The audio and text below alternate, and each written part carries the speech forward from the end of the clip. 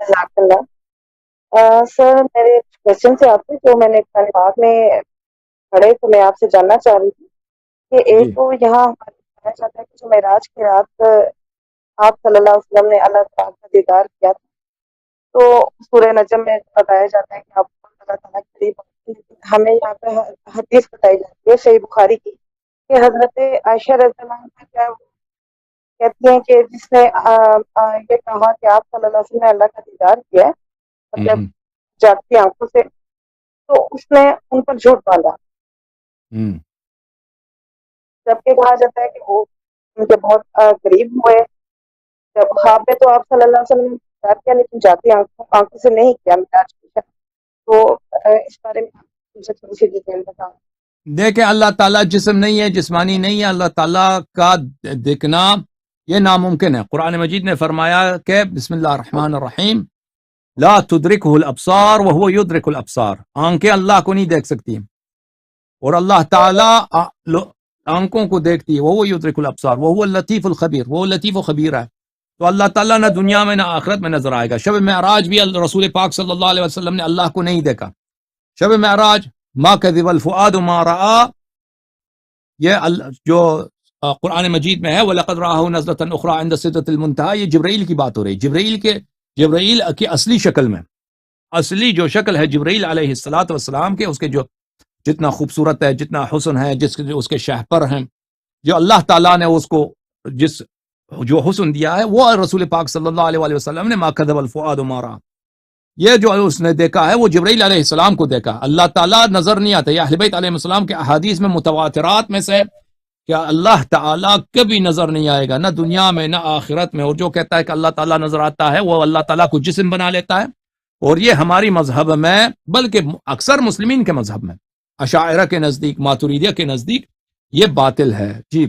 اور یہ صرف اہل حدیث میں ہے، لیکن اور جو وہابی لوگ ہیں پاکستان میں وہ کہتے ہیں اللہ تعالیٰ نظر آتا ہے۔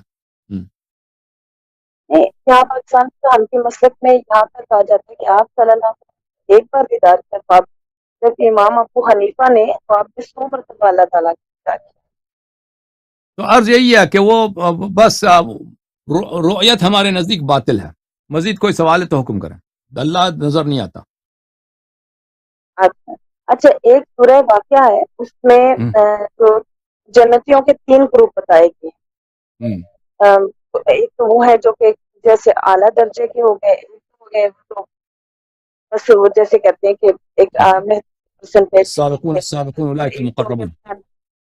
جی جی جی، ان میں انہوں نے کہا، جہاں تک میں نے ترجمہ پڑھا تو مجھے سمجھ آئی کہ کچھ کو تو جو پہلے جو درجے کے لوگ ہیں ان کو حوروں کا وعدہ کیا ہے، جو دوسرے درجے کے لوگ ہیں ان کو یہ یہاں سے مطلب کہ حور کا کوئی وعدہ نہیں ہے، ان کی تو بیویاں ہی ہوں۔ تو اس طرح کی کوئی ہے اس کی تفسیر ہے کہ یہاں کے ترجمے ڈفرینٹ ہوئے ہوتے ہیں تو ایسی خاص سمجھ نہیں آتی۔ مجھے آپ کے سوال کی سمجھ نہیں آئی۔ تو ایک کو کیا وعدہ ہوا ہے؟ 3 درجے ہو گئے، ایک تو ہو گئے جو اعلیٰ درجے کے لوگ ہیں جن کو حوروں کا وعدہ کیا گیا، دوسرے درجے کے لوگوں کو یہ کہا گیا کہ ان کے لیے حوریں نہیں ہیں، ان کی بیویاں ہی ان کو وہاں پر ملیں۔ جنت میں انسان جو چاہتا ہے اللہ دے دیتا ہے، ٹھیک ہے نا۔ جنت میں اللہ وہاں پہ ایسے عیش و عشرت ہے جو انسان اس کا سوچ بھی نہیں سکتا، ٹھیک ہے نا۔ جو بھی اللہ تعالیٰ انسان اللہ سے مانگے جنت میں انسان کو مل جاتا ہے، ٹھیک ہے نا۔ تو یہ نہیں ہے کہ جنت میں حور جو ہیں بعض لوگوں کے لیے بعض لوگوں کے لیے نہیں ہے۔ جو ہماری جو بہنیں ہیں مومنہ ہیں وہ جب جنت میں جاتی ہیں نا تو ان کا مقام حوروں سے بہت افضل ہے۔ حوروں سے ان کے مقام، حوروں سے کا مقابلہ ہی نہیں ہے۔ حور تو ان کے پسینے سے حور بنتی ہیں، ان کے وہ وضو لیتی ہیں تو ان کے وضو کے پانی سے قطروں سے حور بنتی ہیں۔ تو مومنہ کا مقام بہت اونچا ہے، ان کا قیاس حور سے نہیں کیا جا سکتا۔ اچھا، اوکے، ٹھیک ہو گیا۔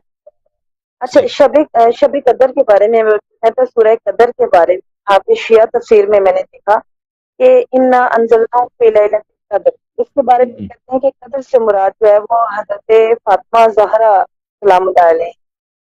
جی، تو یہ ایک روایت ہے کہ شب قدر سے مراد فاطمہ الزہرا سلام اللہ علیہا ہے، لیکن اکثر روایات میں یہی ہے کہ شب قدر وہ رات ہے۔ تو ہو سکتا ہے اس کی کوئی تعویل ہو، ہمیں اس کو تعویل کرنے کی ضرورت نہیں ہے. روایات میں اکثر یہی ہے کہ شب قدر وہی رات ہے، شب قدر ہے جس میں ملائکہ نازل ہوتے ہیں. تو یہ ہے، یہ اکثر وہ ایک روایت ہے کہ شب قدر حضرت زہرا سلام اللہ علیہ، شاید اس کا مقصود یہ ہے کہ شب قدر کی جو فضیلت ہے کہ اس میں ملائکہ نازل ہوتے ہیں، یا اولاد زہرا سلام اللہ علیہ ائمہ اطہار علیہ السلام پہ ملائکہ نازل ہوتی ہیں شب قدر. تو شاید اس سے مراد یہ ہے کہ شب قدر کی جو فضیلت ہے اس میں کیوں سے تنزل الملائکۃ والروح فیہا باذن ربہم من کل امر، یہ ملائکہ جو نازل ہوتی ہیں اولاد زہرا جو معصومین ہیں علیہم الصلاۃ والسلام ان پہ نازل ہوتی ہیں. شاید ہو سکتا ہے اس سے مراد یہ ہو. بہرحال روایات معروف مشہور زیادہ شب قدر وہی رات ہے جو رمضان میں ہوتی ہے. جی رمضان. اچھا، آپ نے فرمایا کہ نہیں ہوتا اللہ تعالیٰ کا دیدار، تو پھر یہ جو کہا جاتا ہے کہ رات میں تہجد کے وقت ہر آدھی رات کے بعد اللہ تعالیٰ پہلے آسمان پر آتے ہیں اور ہر ایک کو ندا کرتے ہیں. وہ مسلم کی وہ بخاری کی حدیث ہے کہ اللہ تعالیٰ نیچے آتا ہے، تو اللہ تعالیٰ نے نیچے آتا ہے نہ اوپر جاتا ہے. ٹھیک ہے نا. ہمارے مذہب میں اللہ تعالیٰ کوئی محدود چیز نہیں ہے کہ اس کے لیے اوپر جانا ہے ہی نہیں. اوپر نیچے کون جاتا ہے؟ ہم جاتے ہیں. ہم انسان ہیں، ابھی اس کمرے میں پھر دوسرے کمرے میں جائیں گے. تو یہ انسانوں کے لیے اللہ تعالیٰ ایک مکان سے دوسرے مکان تک منتقل نہیں ہوتا. یہ سب صرف شیعہ کا عقیدہ نہیں ہے، اشاعرہ کا، ماتوریدیہ کا بھی یہی عقیدہ ہے، احناف سب کا، حنفیوں کا یہی عقیدہ ہے.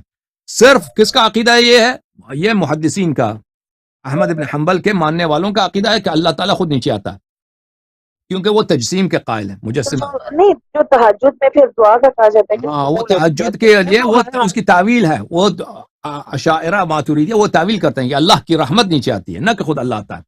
اللہ کا رحمت نیچے آتا ہے. ٹھیک ہے نا. اللہ کا غفران آتا ہے، اللہ کا رحمت آتا ہے، یہ نہ کہ خود اللہ تعالیٰ نیچے آتا ہے. اس سے وہ مراد لیتے ہیں. اوکے. بس ایک چھوٹا سا کوشچن ہو رہا ہے کہ سورہ یوسف میں جو واقعہ زلیخا بتایا جاتا ہے تو قرآن کس چیز کا واقعہ؟ اس کا ذکر نہیں ہے. کس چیز کا واقعہ؟ یوسف میں تو سورہ یوسف میں زلیخا کا جو واقعہ بتایا جاتا ہے کہ وہ پھر سے جوان ہوئی اور حضرت یوسف سے ان کا نکاح ہوا، تو ایسا قرآن کریم میں تو نہیں ہے. کیا یہ روایات ہیں یا یہ جھوٹ ہے، من گڑت ہے؟ ابھی مجھے نہیں معلوم کہ یہ روایات مجھے ابھی میرے ذہن میں نہیں ہے. بہرحال وہ کافی مشہور ہے. یہ روایات جو ہیں بعض اس میں اسرائیلیات بھی ہو سکتی ہیں، لیکن ابھی میرے ذہن میں نہیں ہے. ٹھیک ہے نا. اس کے متعلق بھی میرے ذہن میں کچھ نہیں ہے کہ احادیث معتبر ہیں یا نہیں، مجھے نہیں معلوم. بہت مہربانی آپ. Thank you. ابھی ہمارے پاس تشریف لائیں مولوی صاحب. بسم اللہ. السلام علیکم.